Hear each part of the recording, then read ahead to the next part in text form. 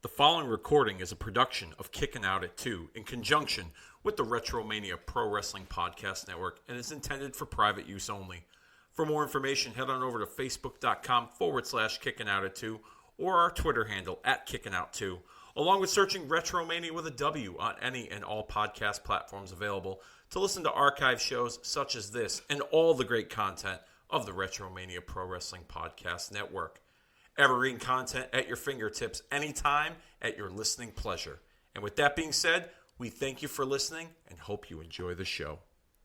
What's going on, everyone? It's the dog days of summer here on Kickin' Out at 2. I'm your host, Dave Rosenbluth, and you guys selected it in the polls, and we're going to give it to you. That's right. It's Fully Loaded 2000, WWF Fully Loaded 2000 from July 23rd, the year 2000. We're going to recap that for you here on this episode. But before we do all of that, I want to get into some stuff that's taken place in the wrestling world within the last week. A lot of stuff took place last weekend. We had All In from Arlington, Texas. We had the Women's Evolution pay-per-view event, or PLE, from WWE. We had Saturday night's main event. We had all kinds of stuff going on. So I'm going to get into all that. But before I even get into all of that, hit us up on our Podbean. That's right. Retromania on Podbean, Retromania Pro Wrestling Podcast Network, that is.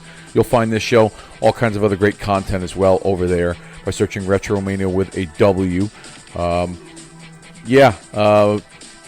Go find it, like it, subscribe, rate, review it, press play, download it, share it, do all that stuff, because it's evergreen content at your fingertips, anytime, anywhere, at your listening pleasure. And you can find us on Facebook. Even though I haven't really been active on Facebook as much, I'm talking about Kicking Out at 2, not Retromania. Summertime, I'm a busy guy. I work a lot, as well as I try to enjoy the summertime with my wife, my family. So, not as active on there or as on our Twitter @Kicking Out 2. But you can like us on Facebook, follow us on Twitter. It's not X, it's Twitter, and have some fun over there with us.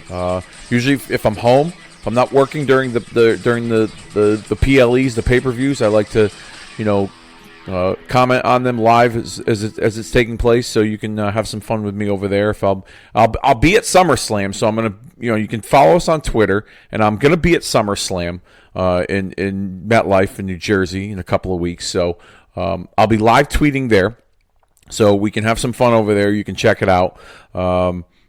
So just, be a part of all the nostalgic wrestling fun that is Kicking Out at 2. All right. Cheap plugs out of the way. Let's get into what took place last week. Let's start off first with Saturday night's main event. Two things took place on that card that I wanted to share and discuss with all of you. First of all, the apparent injury to Seth Rollins during his match with LA Knight. Some have said it's a work. Some have said it's a shoot. Don't really know. I'm just going along for the ride, okay? But if I were to give you an opinion, I'm going to say that it's a work. I think in the last 2 years, with Triple H at the helm of WWE Creative under this new management within the partnership and TKO, that they have done a good job giving us some surprises, making us guess whether this is part of the story or whether it's something that just got thrown in there, added on the fly. I think the red flag for me is they haven't really disclosed exactly what the injury is. Usually when a guy gets injured, and this has been past practice before, they would, put a press release out, so-and-so out for X amount of time, surgery on whatever. And you can kind of get a timetable as to how long they're going to be out. Rollins hasn't really done that. They've kind of kept his name relevant on television with Paul Heyman as his oracle, holding the briefcase, a part of that group that they have with Braun Breaker and Bronson Reed. And they haven't really shared exactly what the extent of Rollins' injury is. Same thing with Rollins publicly. I mean, there's been reports that he was backstage at Evolution, walking with crutches and a knee brace. He hosted 2 days of the Rich Eisen podcast, Rich Eisen show, and he didn't even really give too many details as to what his injury is. He said it's significant enough where he's going to miss a certain amount of time. I think, based on how that they are sharing this information with us, or lack thereof, that this is supposed to be a swerve or a setup for when he does return, he's going to surprisingly cash in his Money in the Bank briefcase and win either the WWE Championship or the World Heavyweight Championship. I think, my prediction, I think we're going to see that take place at SummerSlam. Okay? Also, the timing of Roman Reigns' return on Monday Night Raw the other night, helping Jey Uso, Rollins and Reigns, they have their history. And Rollins had joined up with Paul Heyman at WrestleMania at the expense of Roman Reigns in that triple threat match on WrestleMania Saturday. And you know that Reigns is out for revenge and wants a piece of Rollins. I think they're waiting to do that big match. That might be WrestleMania next year. Okay, that might be WrestleMania next year. Whether it's for a title or not, I'm not sure. But they're giving Roman a little bit to work through to get to Rollins with these two guys. And I'm just guessing at the time of this recording, it's not official, but I'm guessing Roman and Jey against Braun Breaker and Bronson Reed. Maybe Rollins will be in his corner, or in their corner. I'm not sure. Who knows? But I'm willing to guess that this whole thing is an elaborate work. Now, depending on who Rollins cashes in on, I said it on a previous podcast that I think he was going to cash in on Cody when Cody beat Cena at SummerSlam. I'm not so sure about that now. Okay, there's been a lot of talk in promos recently with Rollins that as long as CM Punk, as long as he's alive, and as long as he's in the same space as CM Punk will never be the World Heavyweight Champion. Well, CM Punk is facing Gunther for the World Heavyweight Championship at SummerSlam at MetLife in New Jersey in just a few weeks. So I tend to think that the first night needs a big main event and a big moment for people to hang their hat on, and I tend to think that could be it. So we'll see. Time will tell. But if I'm leaning in that direction, I'm leaning that this is a work. I know that the dirt sheets have put it out there. Meltzer and Alvarez, Sean Ross Sapp and Fightful, they've all kind of speculated that this is, well, not speculated. They've given it credence and that it's a fact. I'm speculating here because I don't know. I don't have sources, just like they don't have sources either. Because I think they're bullshit. So they're just like me, except they have a larger platform to share their bullshit on. I don't. Anyways, so there was that on Saturday night's main event. Then there was the Goldberg retirement match against Gunther. Now, I thought the match was pretty good given Goldberg's age and his limitations, his physical limitations. Taking place in his hometown.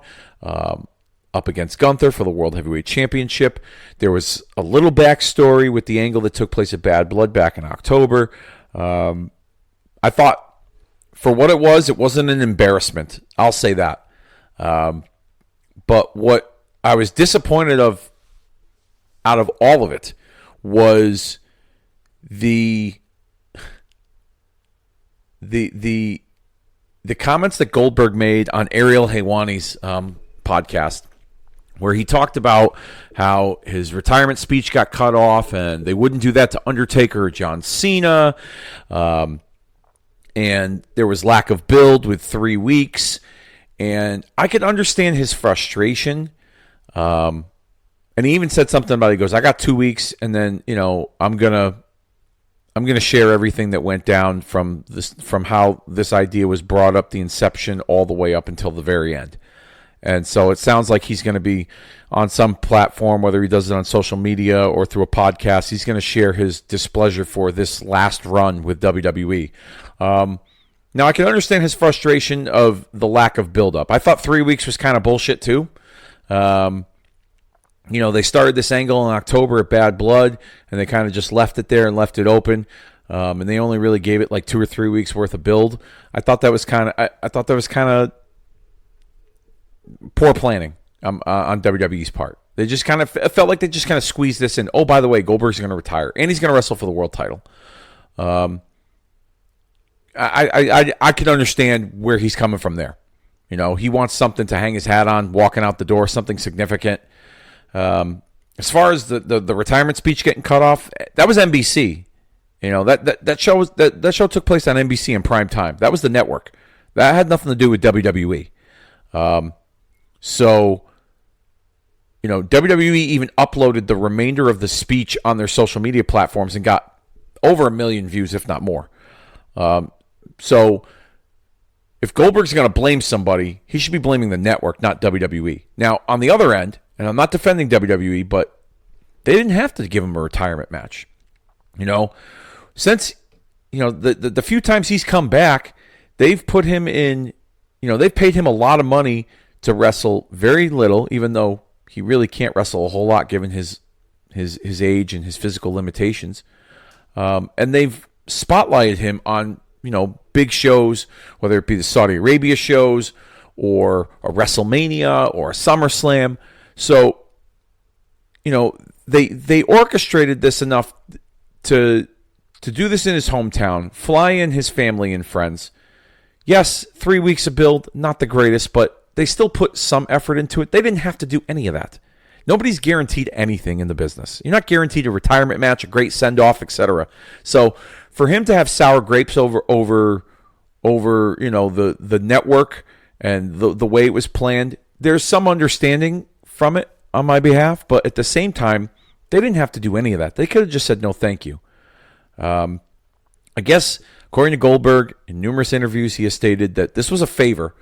That, this was from this retirement angle in this match was a favor from Vince.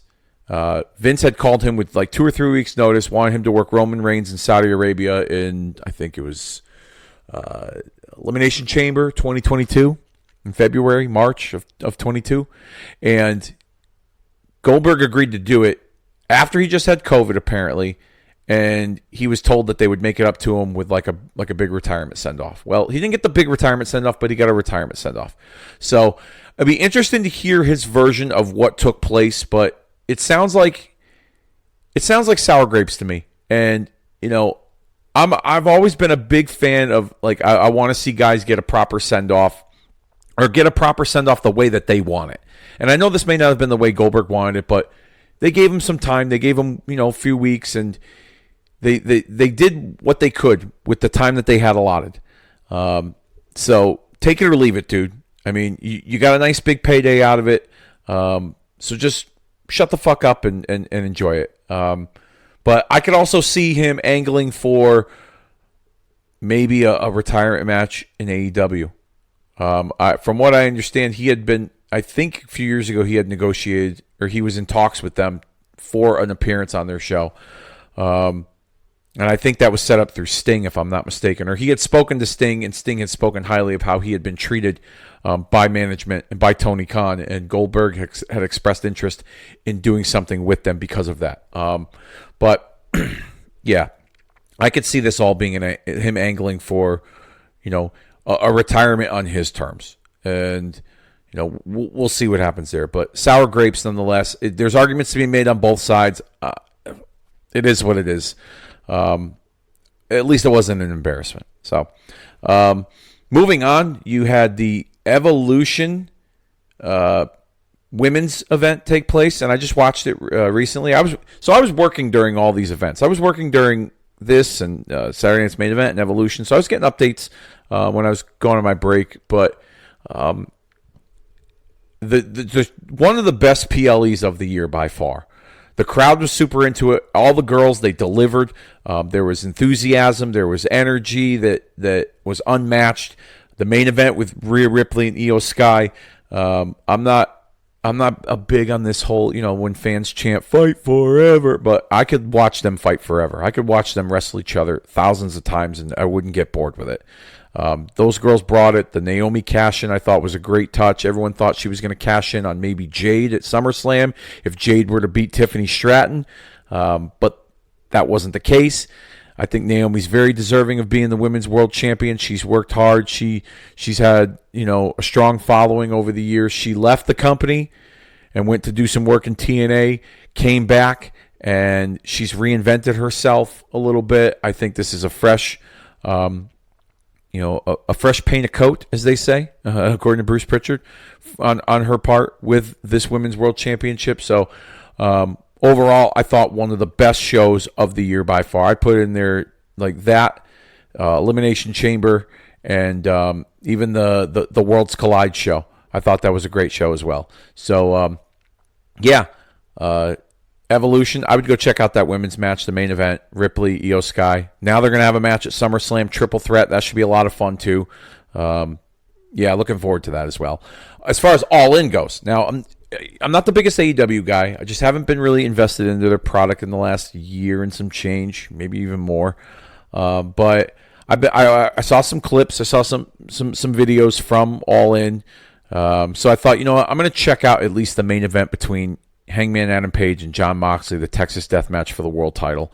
And I haven't been following along too much. I'll catch some clips on social media here and there of what's been going on, but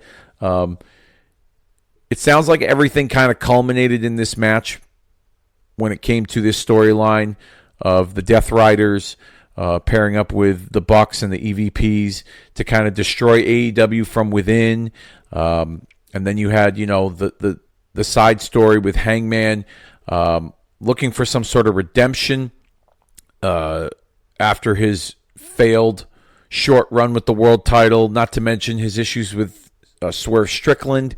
That kind of was muddied in there. You also had Bryan Danielson make an appearance during this match, who was taken out by his former Blackpool Combat Club, now turned Death Riders group.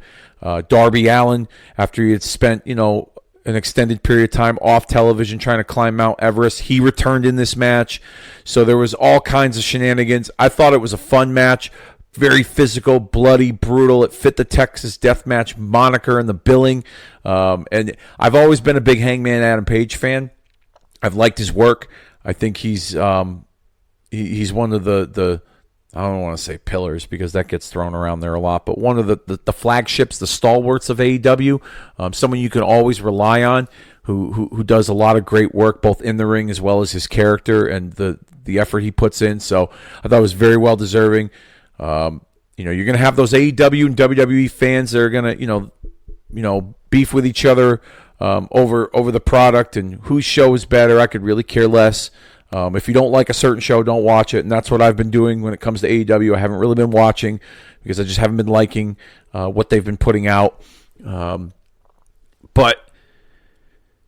it was impressive looking to see that they put 25,000 people in the stadium. Yes, it's not the 60, 70,000 everybody expects with WWE and their big stadium shows, but to see, you know, 25,000 people in that baseball stadium, the atmosphere, the energy, it looked pretty cool. It looked impressive, and I thought at least that match was very well done. I'm not going to go back and watch the show itself because if I were to give a criticism, and I know I'm going to get blasted for this, but if I were to offer a criticism, is that the show would be too long. I guess the show started at 3 o'clock local time here on the East Coast, 12 p.m.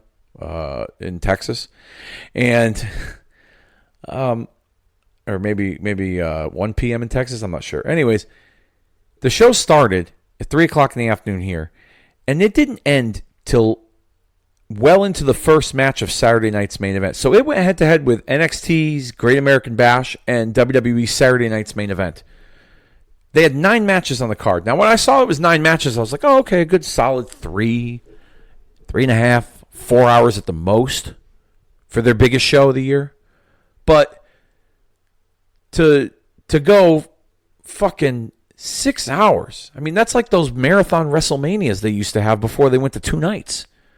You know, and those were brutal too. WrestleManias 33, 34, 32 through 35 were like these marathon WrestleManias that definitely deserved the 2-night treatment for sure. 35 being the worst of them all because it went well into the next day. That's technically the first 2-night WrestleMania because the main event started after midnight. So if I were to offer a criticism, a constructive one, and I know that some AEW fans listening to this might not be thrilled with this, the show went way too long. Way too long. And from what I was reading, and I don't know how true this is according to the window lickers over at the Wrestling Observer, Meltzer and Alvarez, that was a fuck you. That was a fuck you from Tony Khan to WWE for running 2 shows on the same day as their biggest show of the year. So whatever. Yeah, too long for me. So that's why I only watched the main event. I heard there was some other decent stuff that took place on that show. Adam Copeland returned to save Christian. Swerve and Will Ospreay and the Young Bucks supposedly had a good match. So that's really about it. Moving on,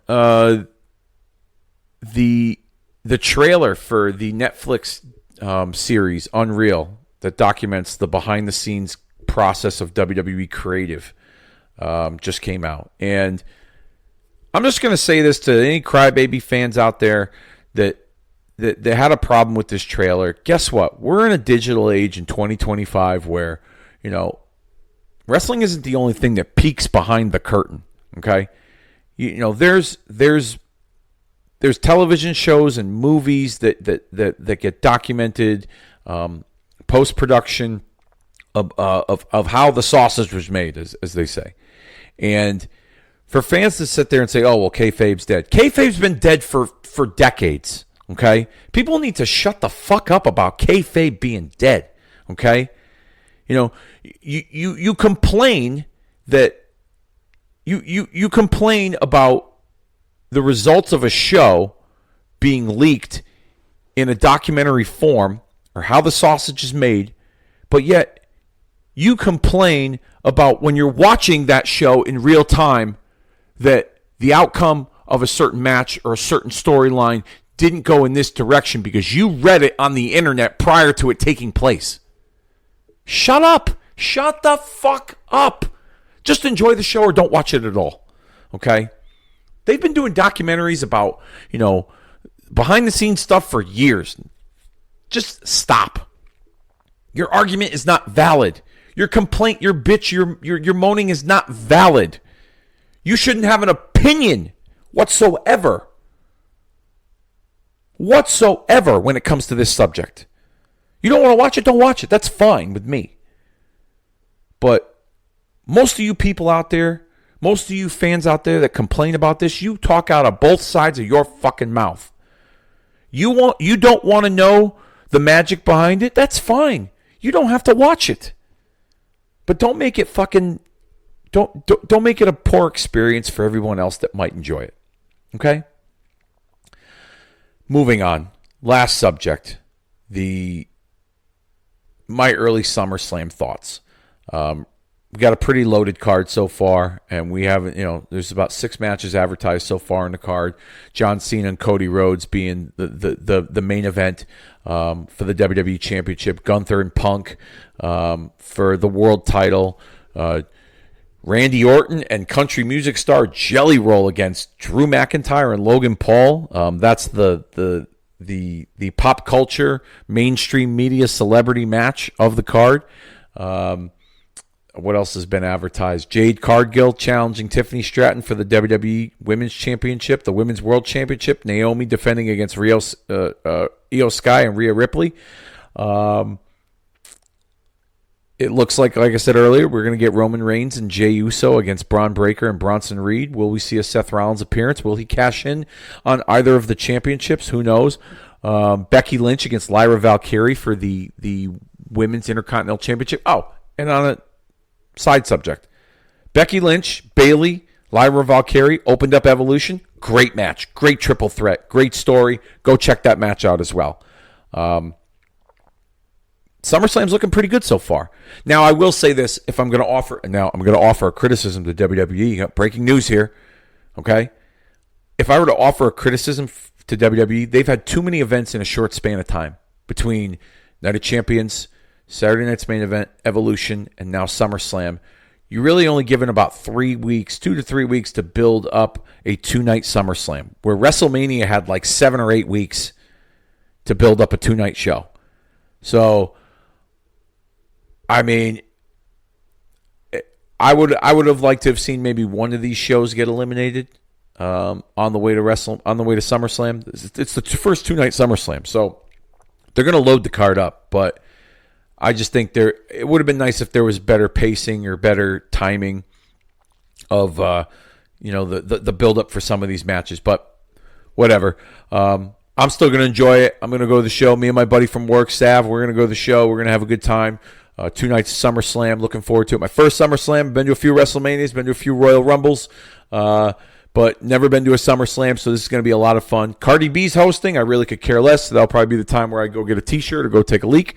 But, SummerSlam looks to be pretty good, and I expect that, 6 or 7 matches on the card so far. I would expect probably another 6 or 7 more.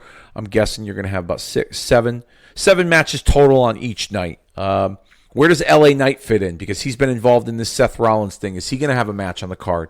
What about Sami Zayn and Karrion Kross? Are they going to be a part of this event? They seem to have some stuff going on TV. AJ Styles looks like he's gunning for Dominic Mysterio in the Intercontinental Championship. Are they going to do something there? Jacob Fatu and the Family Tree, his feud with Solo Sikoa and his MFTs.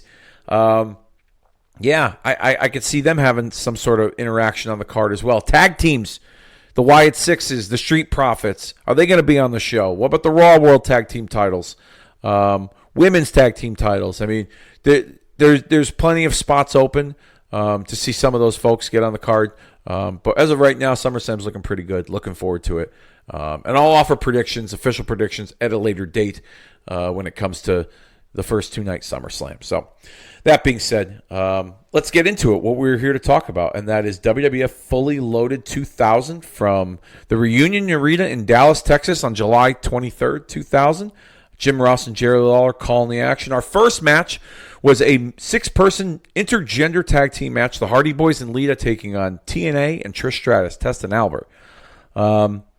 Men and women are legally able to wrestle each other in this match, according to Jim Ross. Lita gets some chants from this hot Dallas crowd in this opener. We get a video package with the focal point of the video package being the rivalry between Trish and Lita, and the beginning of one of the best women's rivalries in all of women's wrestling history. This was a fun opening match. I would say one of the better opening matches of a pay-per-view. The hot crowd in Dallas was really into it. It's going to be a theme all night with this crowd. They were on fire throughout the majority of this show. I can't understate that enough. The Hardys would deliver their signature double team moves to great reactions, while TNA they displayed their high impact power moves to slow down the young North Carolina boys from time to time. Some other notable moments in the match saw a fun tandem triple suplex from the Hardys and Lita on Test and Trish to a wild reaction. That was pretty wild. Followed by Lita taking her shirt off to an even bigger reaction. Of course, Jerry Lawler yelling puppies. Albert would press slam Jeff Hardy, launching him out onto the floor, which I thought was pretty cool. We get a double back body drop from TNA to Jeff with an unorthodox bump from Jeff. Test then delivers a pump handle slam to Matt with Jeff dropping a swanton bomb to break up the pin. Lita then tornado DDTs Test, followed by a crossbody from the top rope to the floor onto Albert. Then she gets back up top with a Hurricane Rana to Test, only for a 2 count. Test recovers and power bombs Lita viciously, followed by a tag to Trish, who gets into the match for the first time. Trish follows up with a bulldog to Lita for the cover, but she only gets a 2. And then she goes up top, but Lita stops her and counters with a superplex off the top rope. But Albert breaks up the count. The finish comes at 13 minutes and 12 seconds when Lita delivers a top rope moonsault to Trish for the win. Post-match, we see TNA attack Lita and the Hardys and leave them laying, most notably Trish whipping Lita with a leather belt. Really fun opener. This holds up to this day. Trish was inexperienced, but she still put in a great effort and did her part in the match. Definitely a great way to start this show. Backstage, Commissioner Mick Foley gets stopped by Edge, who informs him that Christian has food poisoning. And Mick Foley, he's unsure if Edge is telling the truth, but says he's going to send for a doctor anyways. Undertaker arrives on his motorcycle looking for Kurt Angle, who spots him right away and chases him down backstage as Angle runs away. And our next match on the card is Taz taking on Al Snow. We get a video package of Taz randomly attacking superstars after his return from injury. This match, it was okay, but it was a clear sign that they were building Taz up to be a somewhat of a player on television after he had a pretty forgettable run following his awesome debut at the Royal Rumble earlier in the year. The finish comes at 5 minutes and 20 seconds when Taz applies his Taz submission hold to Al Snow, who taps out for the win. Again, this was an okay match. This was nothing to write home about. It did what it was supposed to do, really build Taz up. Backstage, Edge is outside of a bathroom stall in the locker room, consoling Christian, who appears to be throwing up.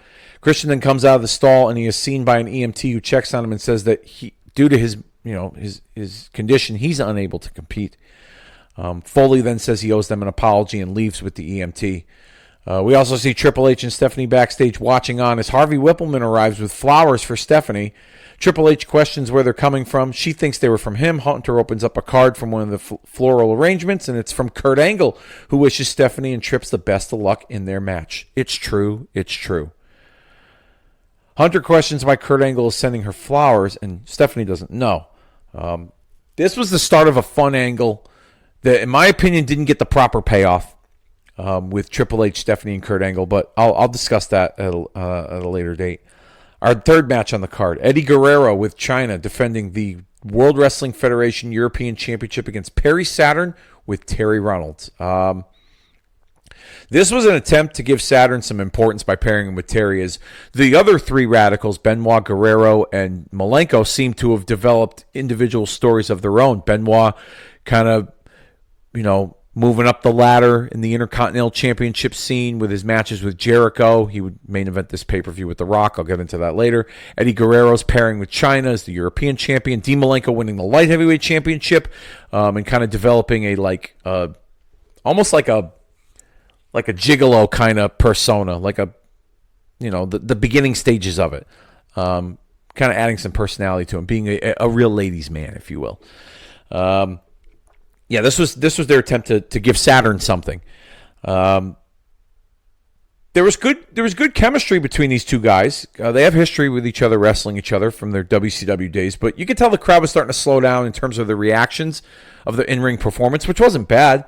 I don't know if the story was clicking, or maybe they just didn't believe Saturn could be a significant singles competitor compared to the charismatic Eddie Guerrero, but the reactions to the action weren't as big as the opening match, I'll say.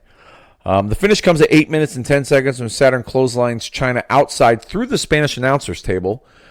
Terry runs down as Eddie chases her. Saturn low blows Eddie, then rolls him back into the ring and delivers a top rope elbow drop to Eddie for the win. And your new WWF European Champion, Perry Saturn. Again, another okay match. I don't know what it was, but it wasn't bad, but it just didn't set the world on fire either. Backstage, Edge and Christian gloating over the fact that they got one over on Commissioner Mick Foley when Foley walks in on them to find out it was all a ruse to get out of defending their tag team titles against the APA. Christian pretends to become ill again, runs back into the stall when Foley looks over the stall, and we get a point of view camera shot of Christian dumping a bucket of, I don't know what it was, looked like chicken soup, into the toilet, making vomit noises. Those Edge and Christian Mick Foley bits backstage were pretty funny for their time. I think that's, in my opinion, that's one of the... It was beneficial for both parties. For Edge and Christian, as they started to develop the chicken shit heel team persona with their interactions with Foley, as well as Foley's comedic timing as commissioner. I thought that pairing just on screen, they always made it a point on the show to put Edge and Christian with Mick Foley, with Foley kind of getting the best of them as the on-screen authority figure of the show. Thought it was well done. Backstage, Michael Cole's with The Undertaker, who spots Kurt Angle on the monitor messing with his motorcycle. Taker leaves to chase him down again. And our next match, the fourth match on the card, Edge and Christian versus the APA for the World Wrestling Federation Tag Team Championship. Edge and Christian cut a pre-match promo, kind of shitting all over Dallas and their sports teams, as well as the JFK assassination that took place in Dallas. Yeah. If you want to know where Christian's dark humor came from with all the stuff he's done in AEW in the last few years, this was the birth of it right here with the JFK assassination remark. The APA, they arrive. Bradshaw babyfaces the town, making references supporting the Dallas sports teams, as well as the Freebirds, the Von Erichs, and World Class Championship Wrestling, which got a pretty good pop from the locals. Crowd seemed to pick back up for this match despite it being short. The finish comes at 5 minutes and 29 seconds when Edge runs in with the title belt, nails Bradshaw with it from behind to break up the pin, giving the APA the win via a disqualification, but not the tag team championship. Post-match, the APA attacked the champs from behind and chased them to the back. I kind of wish this match was a little bit longer. I thought the story heading into it was good with Edge and Christian reluctant to defend the titles against them. This felt like a TV match on a pay-per-view, which was weird. But I think that they were, in hindsight, I think they were looking to build Edge and Christian to something bigger at SummerSlam, and it obviously didn't involve the APA. As we saw, it was with Dudley's and Hardy's in a TLC match. But this was an okay match. Fun, nonetheless. We get a shot of WWF New York with the big boss man at the bar threatening some young kid that he'd get in trouble if he was underage drinking at the bar.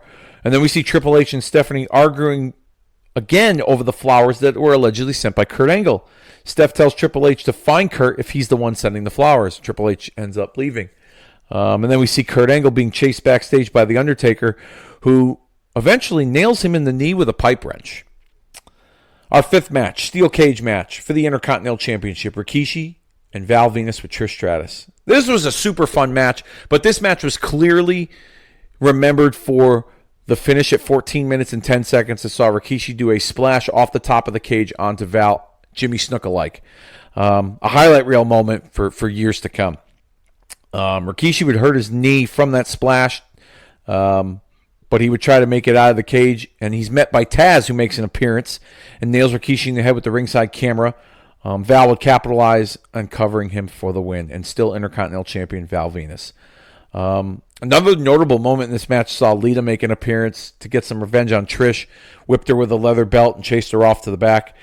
Like I said, super fun match. This was a weird transition for Val Venus, though, in his character. The Parent Television Council, they were all over WWF and their programming, and they didn't want any lewd, suggestive, sexual nature type characters like Val Venus on the programming. So this was WWE's answer to switching things up. He would eventually join the Right to Censor, which was like a takeoff of the Parent Television Council. But yeah, this was a weird transition for Val Venus. He was Val Venus by name, but he cut his hair short and he ditched the porno star persona, which was a very popular persona, amongst us young males at that time. Yeah. Anyhow, we get a recap of Kurt Angle attacking The Undertaker backstage, and then we see a live shot of Taker limping backstage, along with Triple H searching for Kurt Angle, but he runs into Harvey Rippleman with another floral arrangement. Hunter asks him where he is, and Whippleman brings him to him, air quotes. Triple H walks in and says Kurt Angle's about to get his ass kicked, but when he enters the room, we hear a loud crash and the door shut, and then Jericho pops out of the room, and it's revealed he was the one sending Stephanie flowers. We have a in-ring segment, a non-wrestling in-ring segment on the pay-per-view, where Shane McMahon calls out The Rock and wants to prove that he's not a pussy, so he wants The Rock to come out so he can fight him. Rock knows he's being set up, and he wants to know where Benoit is, but we get a shot of Chris Benoit backstage trashing The Rock's dressing room. This was a decent segment, not the norm for this era of pay-per-views, to have a non-wrestling in-ring segment, excuse me. It's a different change of pace. Wasn't bad. Building more anticipation for the main event. Our sixth match, Undertaker, Kurt Angle, part of the triple main event billing. We get a video package recapping their history as Angle's trying to get Undertaker's attention by trashing his motorcycle, mocking him, costing him matches on television, etc. Angle, he's fresh off of winning the King of the Ring the month prior. He's on a roll. Undertaker just coming back with this new American badass biker persona. It's a fresh matchup I think that fans were interested in seeing as well as myself. The crowd behind Taker, seeing that he's from Texas. This wasn't a bad match. Maybe too short for my liking, but it was still fun. Angle relying on his ground game while Undertaker brought his smash mouth street fight style. Both styles meshed really well. These two have great chemistry, and it showed in this match, and it would continue for years to come with their classic at No Way Out 2006 being the benchmark of their rivalry. Finish comes at 7 minutes and 34 seconds when The Undertaker delivers a chokeslam followed by a last ride powerbomb to Kurt Angle for the win. I do recall at that time it appeared that, this show was like the new era, so to speak, of them highlighting newer talent and fresher matchups in the main event scene. Jericho against Triple H, Benoit against The Rock, Kurt Angle against Undertaker. And so I was kind of hoping for a Kurt Angle win, but he also had a guaranteed title shot at SummerSlam. So in hindsight, didn't really hurt Kurt that he lost this match against Undertaker, but he played his part really well, being the chicken shit heel, kind of mocking Undertaker and running away. Backstage, we get a live shot of The Rock, noticing that his dressing room has been trashed. And then we get to our next match, our second of the three triple main events. Triple H with Stephanie McMahon taking on Chris Jericho in a last man standing match. Good video package highlighting their history. This is definitely match of the night, in my opinion. Go out of your way to watch this match from this show if you're going to watch this event. But, I mean, the whole event itself I thought was a great show, but I'll get into that later. This match itself, match of the night. Very personal rivalry. Triple H got color, lots of blood during this era, especially for Triple H. Several high spots involving a lot of plunder, baby. This confirmed my feelings on Jericho as a main eventer, this match here. Even though I kind of knew he was capable and talented enough to reach that level as a fan, I wanted to see it, and this really confirmed it, his performance in this match. This goes along in the same vein of Cactus Jack bringing a more physical style out of Triple H. Triple H brought that out of Jericho in this match as well. Notable moments in the match saw Triple H work on Jericho's ribs with vicious chair shots. Both men nailing each other with the TV monitors at the same time, trying to eliminate each other. Jericho would have Triple H in the walls of Jericho, but Stephanie would interfere, and then she would receive her walls of Jericho herself, only for Triple H to break it up and take the action back out to the ringside area. The finish saw Jericho use the sledgehammer on Triple H, and then it would lead to Triple H and Jericho suplexing each other off the guardrail through the announcer's table, with Triple H being able to make it up for the 10 count and the win as the last man standing at 23 minutes and 11 seconds. Great match. Match of the night, like I said, easily one of their best matches between the two of them. Go out of your way to watch this match if you don't watch anything else. And our main event, the WWF Championship. The Rock, the champion, defending against Chris Benoit with Shane McMahon in his corner. As stated by Mick Foley, The Rock can get disqualified and lose his title in this match. These two had really great chemistry with each other. They did a great job of making Benoit a threat despite the size difference. And I think also with Shane McMahon as his manager and protege, that helped as well. Crowd was really into this match, and I think that's due to them wanting to see a fresh matchup as well. Because I think they got tired of seeing the same old Rock Triple H, Rock Triple H, Rock Triple H. You got to remember at this time, too, Steve Austin was not on WWF programming. He was out with that neck injury. So Rock and Triple H were carrying the load for a long time, but with Benoit added into the mix, it brought a fresh matchup that fans were really interested in seeing. Both guys, like I said, worked really well together. Hard-hitting, fast-paced, nonstop action from both. Shane McMahon would hit the referee from behind with a chair. Then The Rock grabs the chair from him, and when Earl Hebner turns around, he rings the bell as The Rock has Benoit in the crippler crossface. But Hebner awards Benoit the title after he witnessed The Rock with the chair in his hand, thinking The Rock hit him from behind. Benoit and Shane McMahon would then take the title and celebrate up the aisle until Commissioner Mick Foley arrives and orders referee Earl Hebner to restart the match because he did not see a disqualification. The finish comes at 22 minutes and 9 seconds when The Rock would deliver a rock bottom to Benoit for the win. And still WWF champion The Rock. Overall, this was a fun show. One of the better non-Big Four pay-per-view events. I highly recommend this event. This is definitely a thumbs up. You guys picked a winner here. This was a lot of fun watching. Go back and watch it on Peacock. WWF Fully Loaded 2000. I would give this an 8 out of 10, in my opinion. Even though the Al Snow and Taz and the Eddie Guerrero, Perry Saturn matches were okay, this show flowed really well. Didn't feel boring 1 second throughout the show. That Dallas crowd was super hot for this show, and it showed on screen, definitely, with the performances from these guys. So, man, a lot of fun here. Thank you all so very much for tuning in, press and play, hitting download, liking, subscribing, rating, and reviewing. Our next episode is potentially a SummerSlam 89 recap. That's right. As SummerSlam makes its debut in the two-night format from MetLife Stadium in New Jersey, I'm going to go back and recap the first time SummerSlam was at the Meadowlands in New Jersey in East Rutherford. The main event, Hulk Hogan and Bruce the Barber Beefcake with Miss Elizabeth in their corner, taking on the Macho Man Randy Savage and Zeus with Sensational Sherry in their corner. Also, Ultimate Warrior and Rick Rude for the Intercontinental title, Hart Foundation versus the Brain Busters, the Rockers and Tito Santana against Rick Martel and the Rougeau Brothers. A sleeper match on that show, as well as Twin Towers and Andre the Giant against Demolition and Hacksaw Jim Duggan. This show was loaded. So if you want my recap, tune into the next episode. I'm also going to give you SummerSlam predictions for this year's event as well. We're going to have a lot of fun, so be on the lookout for that in the coming weeks here on Kicking Out of Tune. With that said, it's about that time we put this one down for the 3 count, and we'll see you all next time.